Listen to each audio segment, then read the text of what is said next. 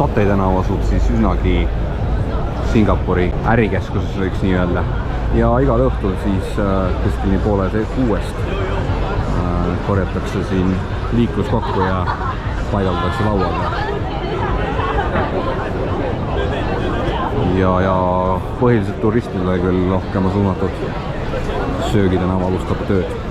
Satay tänaval siis Laubaad Hawker Centeri või Food Centeri küljes olev selline turistidele suunatud söögitänav. Ja siis eraldi siin ostetakse endale selline kohvikiosk nii-öelda, kus saad endale siis osta jooke ja siis väljas siis erinevad nii-öelda kioskid teevad satay tikke. Ei ole aru saanud küll, kas ka tegelikkuses erineb see retsept millegist või siis on kõik nagu ühe retseptiga löödud.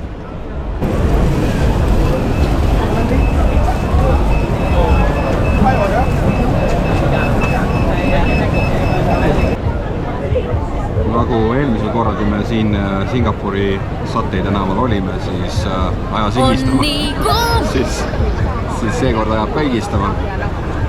Oleme tagasi aastal 25 siin ja tellisime endale siis seekord kohe õiged joogid.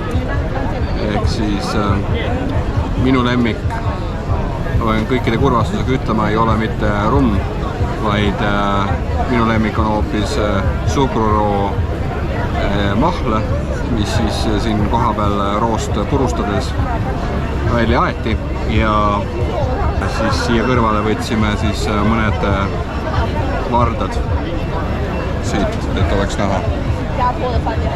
Niisiis, see oli 80 senti, võtsime 20 tükki, peaks kahe peale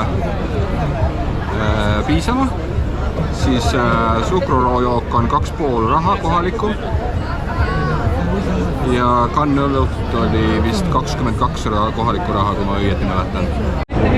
Läheme siis, jalutame siin sees natuke ringi.